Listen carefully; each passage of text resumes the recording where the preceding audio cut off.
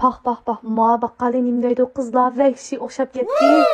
Ailada qilishga mos kelgan eng oddiy usul bilan intilgan baqqali serib o'tib ketmay, unda biz yurak berib saqlab olib, sizlarni o'yda sinab yeb yiqinglar. Salam do'stlar, navqiron oilamiz xush kelibsizlar. Bugun undan sonra sizlarga tunç qitimiq darsimizni boshlab ketdik. Oldi bilan yurak berib saqlashni unutmanglar. Undan sonra acha bugun tunç qitimiq darsimizda do'stlarning huzurida nimsini saqlaki? Endi bugun do'stlarning huzuriga hammasi cho'ng kichik yoqtirib yeydigan, yaxshi ko'radigan, lekin o'zi qo'l silib ishlab muvaffaqiyatli chiqaradigan mana shu do'stlar uchun bugun baqqalini olib keldik. To'g'ri, baqqalini men har qitim uyda qilsam, yo mushu shikirni oz qilib qo'ymay, yo aslini oz qilib qo'ymay, yo tuxumni jiqib qo'ymay, har qitim har xil ish qilib ko'pmaydigan yoki kuyib turgan ahvollar bekchi sizlarning oilanglardan chuqur puli sizlarni shunday ahvollarga uchrab qolgan deb o'ylayman do'stlar.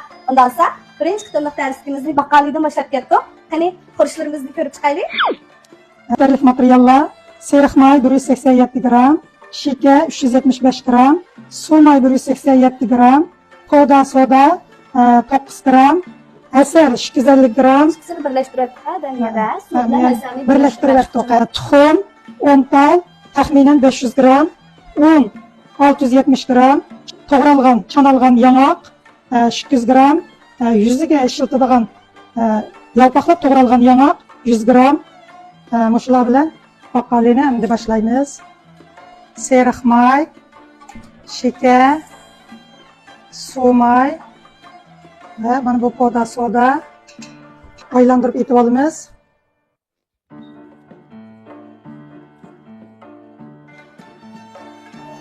Endi buni to'g'an xo'pga tushiramiz. Mana shunchalik etilganda to'g'an xo'pga tushirib turib, endi bunga tuxumni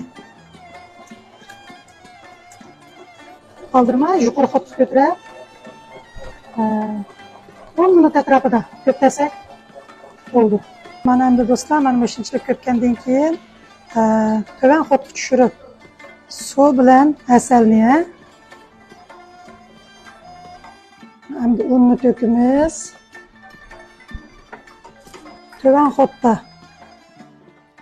ozroq un ilashtirib olgandan keyin endi yuqori xo'pga unni rosa o'tdan tekshi ilashtirib olsak bo'ldi.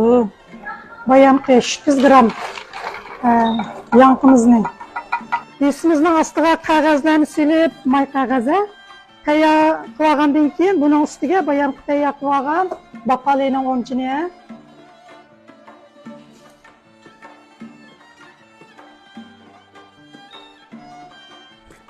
buningki ching bo'shlig'i o'sha holatda bo'lsa bo'ldi.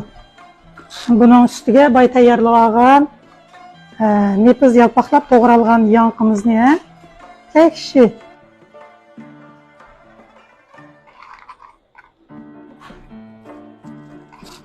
endi buni 180 gradusda 160 gradus bo'lgan qo'shang'i sap 40 minut.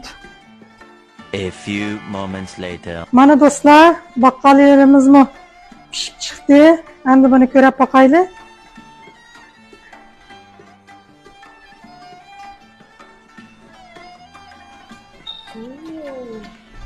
Mana